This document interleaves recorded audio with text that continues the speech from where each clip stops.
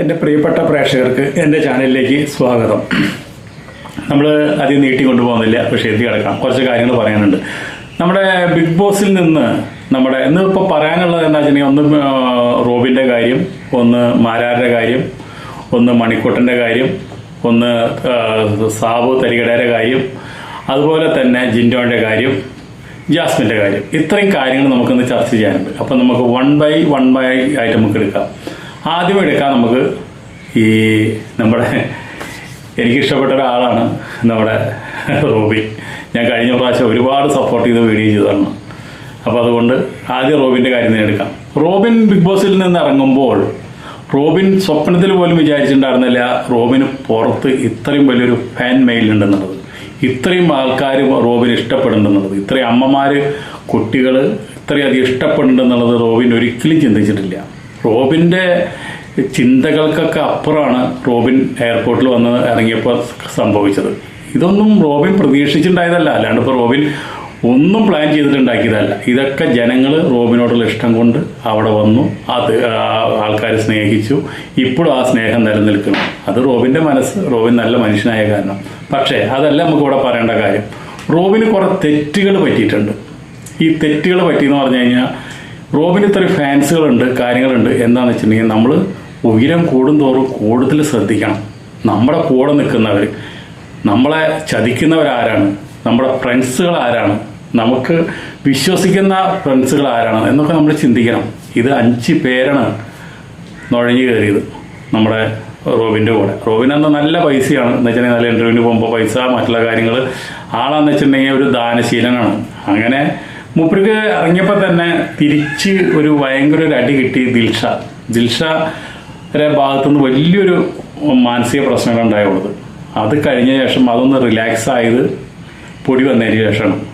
അത് കഴിഞ്ഞതിന് ശേഷം ഈ 5 പേരാണ് ഈ റോബിനെ നശിപ്പിക്കാനായിട്ട്, റോബിനെ ഫെയിം നശിപ്പിക്കാനായിട്ട്, റോബിനെ ഇല്ലാണ്ടാക്കാനായിട്ട്, റോബിൻ്റെ കുടുംബക്കാരെ ചീത്ത പറയാനായിട്ടൊക്കെ ഇവർ തന്നെയാണ് മുന്നിട്ട് നിൽക്കുന്നത്. ഇവർ തന്നെയാണ് എല്ലാ കുഴികളും കുഴിച്ചു.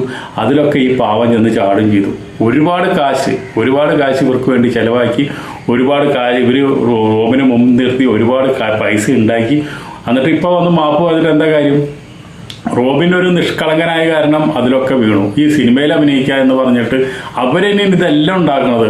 ഈ സിനിമയിൽ ആ സിനിമയിൽ കിട്ടി, ഈ സിനിമയിൽ കിട്ടി, നാളെ ഷൂട്ടിങ്ങൾ, ഇതെല്ലാം ഉണ്ടാക്കുന്നതും ഈ ഉണ്ടാക്കിയുള്ള ഭൂകമ്പങ്ങൾ മുഴുവൻ ഉണ്ടാക്കിയതും ഇപ്പം ഉണ്ടാക്കിക്കൊണ്ടിരിക്കുന്നതും ഇവർ തന്നെയാണ്.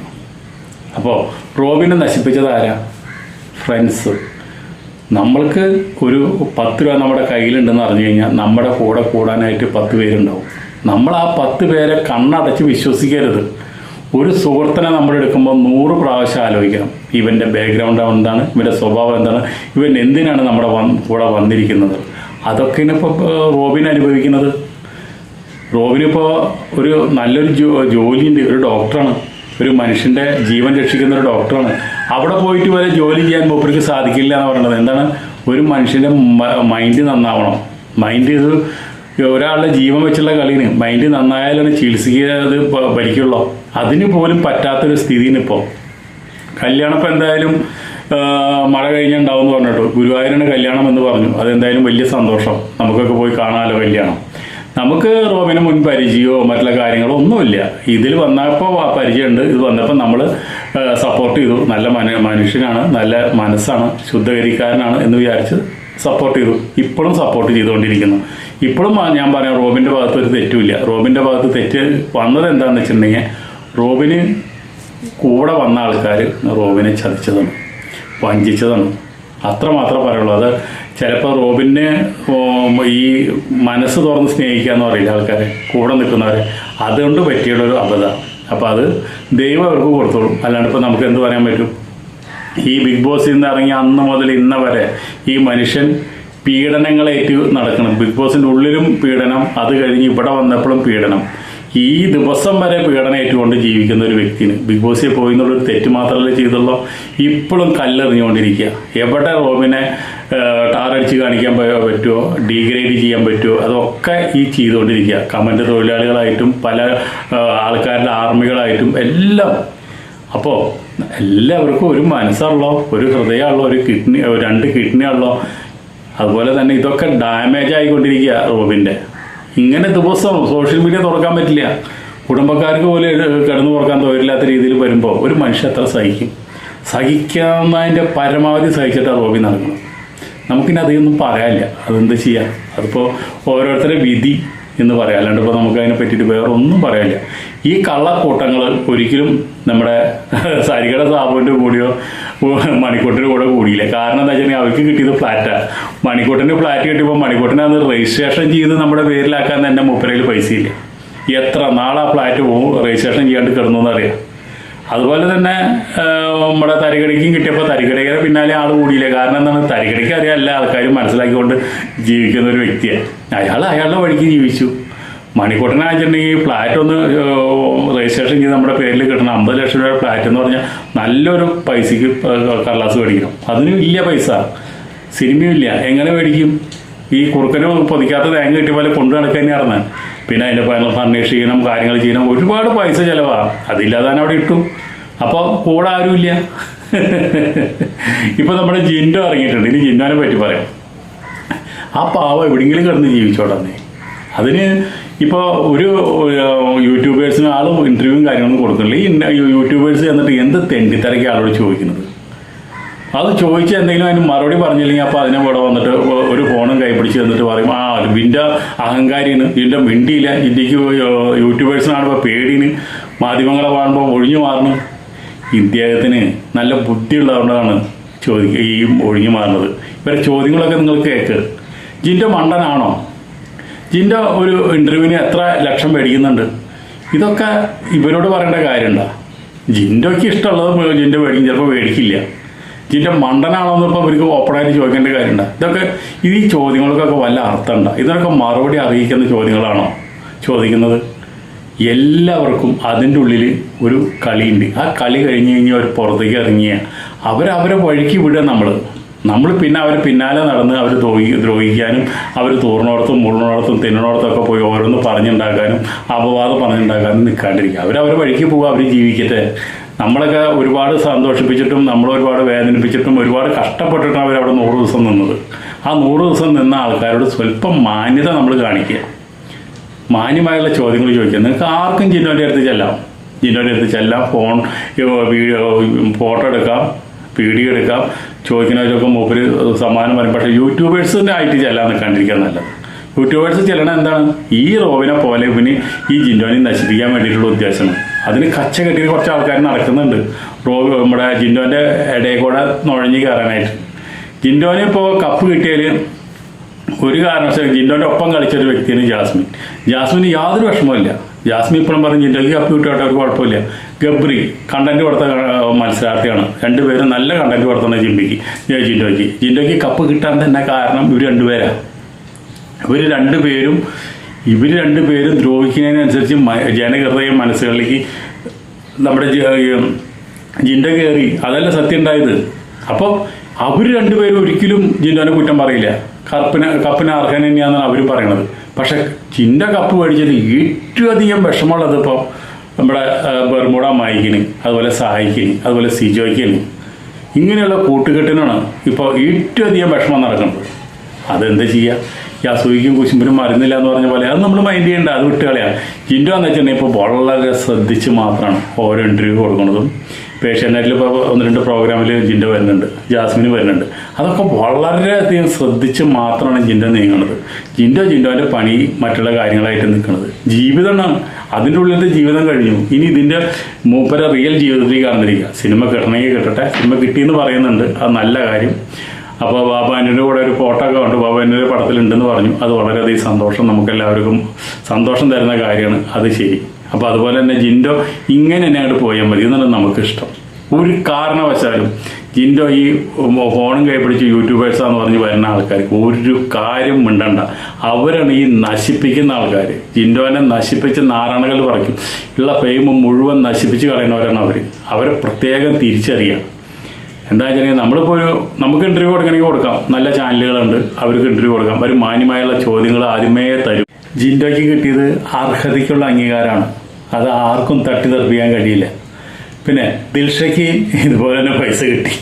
ദിൽഷ നോക്കിയേ, ഒരു പ്രശ്നങ്ങൾക്കും പോയില്ല. വളരെ ബുദ്ധിയുള്ള കുട്ടിയാണ് ദിൽഷ. ഞാൻ പറയും, ഈ ഒരു പൈസ കിട്ടിയിട്ട് ഒരാളായിട്ട് ചങ്ങാത്തങ്ങൂല കുറേ ഇൻ്റർവ്യൂകൾ കൊടുത്തില്ല, ഒന്നും കൊടുത്തില്ല. ആൾ പിറ്റേ ദിവസം തൊട്ട് തന്നെ ആളുടെ ഡാൻസും കാര്യങ്ങളായിട്ട് നടന്നു. ആ പൈസ വന്നപ്പോൾ അതിനൊരു ചെറിയ വീട് വെച്ചു. അതിൻ്റെ മുകളിലൊരു സിനിമ വന്നു. സിനിമ കഷ്ടകാലം കൊണ്ട് വിജയിച്ചില്ല, അത് വേറെ കാര്യം. അപ്പോൾ ഒരു പ്രശ്നങ്ങളും ഒരു ഇതുകളും ഇല്ലാതെ നിൽക്കുന്നൊരു വ്യക്തിയാണ് ദിൽഷ. അപ്പോൾ ഈ ഫസ്റ്റ് പ്രൈസ് കിട്ടിയ ആൾക്കാരുടെ കൂടെ കൂടുന്നവരാണ് ഇവരെ നശിപ്പിക്കാൻ പോകുന്നത്. ഇപ്പോൾ ഈ ജിൻഡോ കാക്കയ്ക്ക് കപ്പ് കിട്ടിയതിൽ ഏറ്റവും ഒരു പ്രശ്നമില്ല എന്ന് പറഞ്ഞ് നടക്കുന്ന ആളാണ് ജാസ്മിൻ. ജാസ്മിൻ ശരിക്കും പറഞ്ഞു കഴിഞ്ഞാൽ ജാസ്മിൻ്റെ വീട്ടിലാണ് ആ കപ്പ് ഇരിക്കേണ്ടത്. ജാസ്മിൻ നല്ലൊരു കണ്ടന്റ് ക്രിയേറ്ററാണ്. അതുപോലെ തന്നെ ഗബ്രി നല്ലൊരു കണ്ടന്റ് ക്രിയേറ്ററാണ്. ഇവർ രണ്ടുപേരും സെപ്പറേറ്റ് ആയിട്ട് നിന്ന് കളിക്കുക. ജിൻഡോൻ്റെ മെക്കട്ടിക്ക് ഇവർ കയറിയ പോലെ കയറാണ്ടിരിക്കുക. ജിൻഡോൻ്റെ ഒരു മത്സരാർത്ഥിയായിട്ട് അവിടെ നിൽക്കുന്ന സാധാരണ ഒരു മത്സരാർത്ഥിയായിട്ട് മാത്രം കാണുക. നമ്മൾ ഈ കണ്ടന്റൊക്കെ ക്രിയേറ്റ് ചെയ്യുന്നത് വേറെ രീതിയിലായിട്ട് മാറ്റി കഴിഞ്ഞാൽ ശരിക്കും പറഞ്ഞു കഴിഞ്ഞാൽ ജാസ്മിൻ വിന്നറാവേണ്ട ആൾ തന്നെയാണ്. പക്ഷെ അത് ഈ ഗബ്രി എന്ന് പറഞ്ഞുള്ള ഒരു വ്യക്തിയാണ് ജാസ്മിനെ വിന്നറാക്കാണ്ട് ആ ജാസ്മിൻ്റെ കളീനെ തിരിച്ചു കൊണ്ടുപോകാനും ജാസ്മിയോടെ ഒന്നുമല്ലാത്ത രീതിയിൽ ജനങ്ങൾക്ക് മുഴുവൻ നെഗറ്റീവ് ആവാനും കാരണം ഗബ്രീന്. അത് ഞാൻ ഇപ്പോഴും പറയും. അപ്പോൾ അതൊക്കെ ഇനി പറഞ്ഞിട്ടൊന്നും കാര്യമില്ല. എല്ലാം പോയി. ഇനി വരുന്ന ആൾക്കാർ ശ്രദ്ധിക്കേണ്ട കാര്യങ്ങൾ നമ്മൾ പറയുന്നത്. ഇനിയും സീസൺ വരുമല്ലോ. ആ സീസൺ വരുമ്പോൾ ഇനി വരുന്ന ആൾക്കാർ ഇതൊക്കെ ശ്രദ്ധിക്കണം. നിങ്ങൾ കൃത്യമായിട്ട് പ്ലാൻ ചെയ്തിട്ട് വേണം അതിൻ്റെ ഉള്ളിൽ പോകാൻ. പ്ലാനിങ് അവിടെ ചെല്ലുമ്പോൾ മാറ്റരുത്. ABC ഇങ്ങനെ 3 പ്ലാൻ നിങ്ങളുടെ കയ്യിലുണ്ടായിരിക്കണം. അത് ഫെയിലറായി കഴിഞ്ഞാൽ അപ്പോൾ B എടുക്കുക, B ഫെയിലറായാൽ C എടുക്കുക, എന്നിട്ടും ഫെയിലറായാൽ പുറത്ത് പോരുക. അത്ര തന്നെ. നമ്മൾ എങ്ങനെയൊക്കെ ഈ സീസൺ 6 വരെ ആരൊക്കെ എങ്ങനെയൊക്കെ കളിച്ചു എന്നുള്ളത് നമ്മൾ കണ്ടിട്ടുണ്ടെങ്കിൽ നമുക്ക് ഈസി ആയിട്ട് അവിടെ ഭംഗിയായിട്ട് നിൽക്കാൻ പറ്റും. അതാണ് നമുക്ക് തോന്നുന്നത്. അതുപോലെ തന്നെ പുറത്ത് വരുമ്പോഴും നിങ്ങളൊരു വിന്നറായാൽ തന്നെ നിങ്ങൾ ഒരു കാരണവശാലും ഈ ദിൽഷ ചെയ്ത ഒരു സ്റ്റാൻഡ് നിങ്ങൾ പുറത്ത് വന്നെടുക്കുക. ഇപ്പോൾ ജിൻഡോ ചെയ്തുകൊണ്ടിരിക്കുന്ന സ്റ്റാൻഡ് നിങ്ങൾ പുറത്ത് വന്നെടുക്കുക. റോബിൻ ചെയ്ത ഒരു സ്റ്റാൻഡ് നിങ്ങൾ ഒരു കാരണവശാലും എടുക്കരുത്. എന്താ കാരണം എന്ന് പറഞ്ഞു കഴിഞ്ഞാൽ ആര് നമ്മുടെ കൂടെ കൂടിയാലും അവർ നമ്മളെ പൈസയിലും നമ്മളെ ചതിക്കാനും വേണ്ടി മാത്രമാണ് കൂടുന്നത്. പിന്നെ ഇനി ഒരു കാര്യം, പശുവും ചത്തും മോരിലെ പുളിയും പോയി. ഇനി ഈ ബിഗ് ബോസ് എന്ന് പറഞ്ഞ സീസണിൽ ഒരു പ്രാവശ്യം ഉണ്ടാവുള്ളൂ. ആ സീസൺ കഴിഞ്ഞു. ഇപ്പോൾ ചക്ക മാങ്ങ ഇതൊക്കെ ഉണ്ടാകാൻ ഒരു സീസൺ ഉണ്ടാവല്ലോ. അതേപോലെ ബിഗ് ബോസ് ഒരു സീസണുള്ള അത് കഴിഞ്ഞു. ഇനി ഇതിനെ തോണ്ടി അവരിത് പറഞ്ഞു മറ്റേത് പറഞ്ഞു എന്ന് പറഞ്ഞിട്ട് വെറുതെ വീഡിയോ ഇട്ടിട്ട് മനുഷ്യന്മാരെ ബോറടിപ്പിക്കാണ്ടിരിക്കുകയാണ് ആദ്യം വേണ്ടത്. ഞാൻ തന്നെ ഇപ്പോൾ കണ്ടന്റൊക്കെ മാറ്റി എല്ലാം ചെയ്തു. അപ്പോൾ നമ്മളിനിപ്പോൾ ബിഗ് ബോസിൻ്റെ വീഡിയോ ഇടുന്നുമില്ല. ഇത് ഇടാൻ കാരണം വെച്ചാൽ ഇപ്പോഴുള്ള ബഹളങ്ങളും കാര്യങ്ങളൊക്കെ കണ്ട കാരണമാണ്. അതുപോലെ തന്നെ അപ്പോൾ അതൊക്കെ ഒന്ന് പറയണം എന്ന് തോന്നി. അതുകൊണ്ട് പറയണം. എൻ്റെ പൊന്നു യൂട്യൂബേഴ്സെ, നമുക്ക് ഒരുപാട് പൈസയും കാര്യങ്ങളൊക്കെ ഈ സീസൺ 6 നമുക്ക് കിട്ടി. വ്യൂവും കിട്ടി, എല്ലാം കിട്ടി, നമ്മൾ ആഗ്രഹിക്കുന്ന എല്ലാം കിട്ടി. ഇനി ആ മത്സരാർത്ഥികൾ പുറത്തിറങ്ങി ഇനി അവരവരുടെ ജീവിതത്തിലേക്ക് വിട്ടുകൊടുക്കുക. ഇനി അവരുടെ ജീവിതത്തിലേക്ക് ഒളിഞ്ഞു നോക്കാണ്ടിരിക്കുക. ഇനി അവിടെ എന്തെങ്കിലും പ്രശ്നങ്ങൾ വരാച്ചാൽ നമുക്ക് പറയാം. അല്ലാണ്ട് പ്രശ്നങ്ങൾ ഉണ്ടാക്കാൻ വേണ്ടിയിട്ട് നിങ്ങൾ ചെന്നിട്ട് പ്രശ്നങ്ങൾ ഉണ്ടാക്കരുത്. ഇതാണ് ഞാൻ പറയുന്നത്. ഇപ്പോൾ ജിൻഡോൻ്റെ കാര്യത്തിലാണ് എനിക്ക് ഒരുപാട് ടെൻഷനുള്ളത്. കാരണം വെച്ചാൽ ജിൻഡോനെ കൊണ്ട് വായി തുറപ്പിക്കാൻ വേണ്ടി ജിൻഡോൻ്റെ കൂടെ കൂടാൻ വേണ്ടിയിട്ട് കുറേ ആൾക്കാർ നടക്കുന്നുണ്ട്. അപ്പോൾ അതിലൊന്നും ജിൻഡോ പെടരുത്. ജിൻഡോൻ്റെ ജോലിയായിട്ട് മുന്നോട്ട് പോവുക. ഇവരൊക്കെ കള്ളന്മാരാണ്. ഇവരൊന്നും നമ്മളെ ഒരു കാരണവശാലും നമ്മുടെ നന്മ ആഗ്രഹിക്കുന്നവരല്ല. നമ്മളെ ഇവിടെ നശിപ്പിക്കാൻ വേണ്ടി മാത്രം നിങ്ങളുടെ അടുത്ത് വന്ന് കൂടുന്നവരാണ്. നിങ്ങളുടെ അടുത്ത് വരുന്ന ആൾക്കാർ ഫോട്ടോ എടുക്കുന്നവർ ഫോട്ടോ എടുത്തോട്ടെ, ജിൻഡോനോട് സംസാരിച്ചോട്ടെ. ഒരൊറ്റ യൂട്യൂബേഴ്സിന് പോലും ഇനി എൻ്റർടൈൻമെൻറ്റ് ചെയ്യാനായിട്ട് ജിൻഡോ നിന്ന് കൊടുക്കരുത്. നിന്ന് കൊടുത്തവരൊക്കെ ഇപ്പോൾ അനുഭവിച്ചുകൊണ്ടിരിക്കുക. ഉറക്കം പോലും ഇല്ലാണ്ട് നടക്കുക. അപ്പോൾ അത് മനസ്സിലാക്കിക്കൊണ്ട് ജിൻഡോ ഇതേപോലെ തന്നെ പോയാൽ മതി എന്നാണ് എൻ്റെ അഭ്യർത്ഥന. അപ്പോൾ ഇത്രയും പറഞ്ഞില്ലെങ്കിൽ നമുക്കൊരു മാനസികത്വം കാരണം വെച്ചാൽ നമ്മൾ ഇത്രയും എപ്പിസോഡുകളൊക്കെ നമ്മൾ റിവ്യൂ ചെയ്താലല്ലേ.